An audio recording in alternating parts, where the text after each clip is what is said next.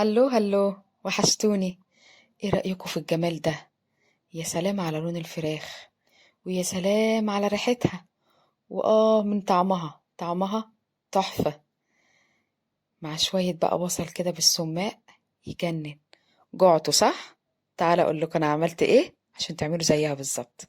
يلا بينا. هنبدأ هنا. بسم الله الرحمن الرحيم.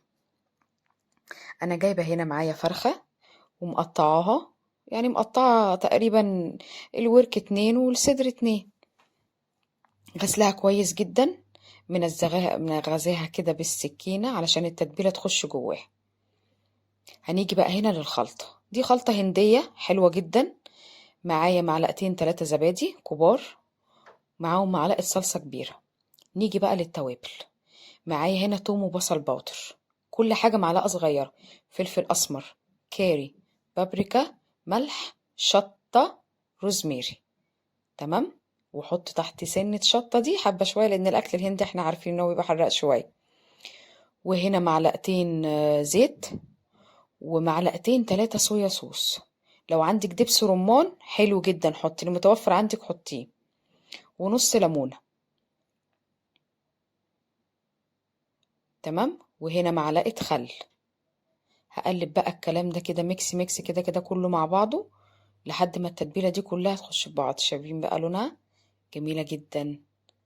هنجيب بقى الفراخ هنا نرصها.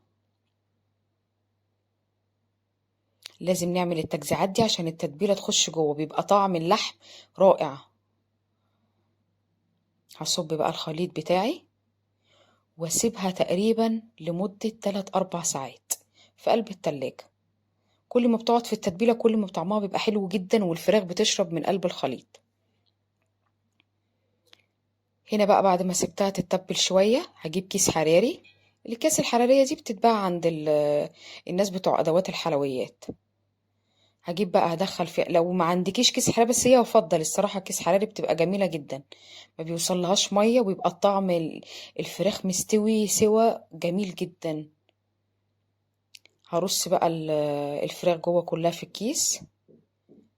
ولو ما عندكيش اكياس حراري حطيها في البايركس بتاعك وحطيها في الفرن وسيبيها تعيش مع نفسها، بس غطيها. انا كده بقى خلصت كل الكمية. هنزل طبعا حبة الصوص دول، ما اقدرش استغنى عنهم. وهقفل بقى الكيس قفلة كويسة. عندك بقى اربطيه باستك. هو كده كده الكيس لما النار بتوصل له او البخار بيوصل له بيكش لوحده كده وبينكمش وبيتقفل لوحده.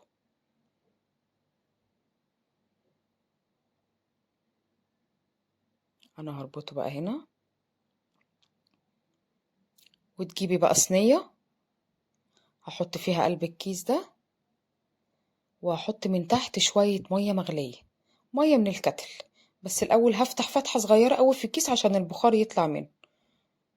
صغنونة كده من النص، أي خرم صغير كده من النص، بسكينة بشوكة أي حاجة. وهحط بقى المية، بس المية ما توصلش لآخر الكيس.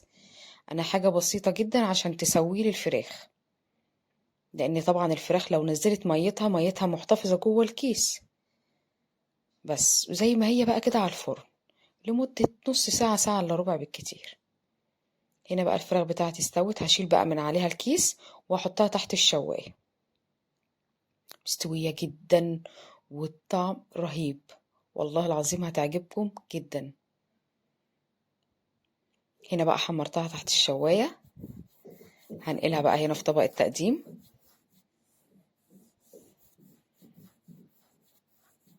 حاطين بقى هنا شوية بصل كده بسماق، بيخلي طعمه برضو رهيب.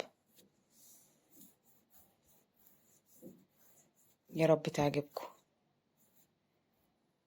جنبها بقى شوية مكرونة سباكيتي، عاملة رز بشعرية، رز بسمتي، اللي يريحك، اللي تحبي تاكليها بيه اعمليه.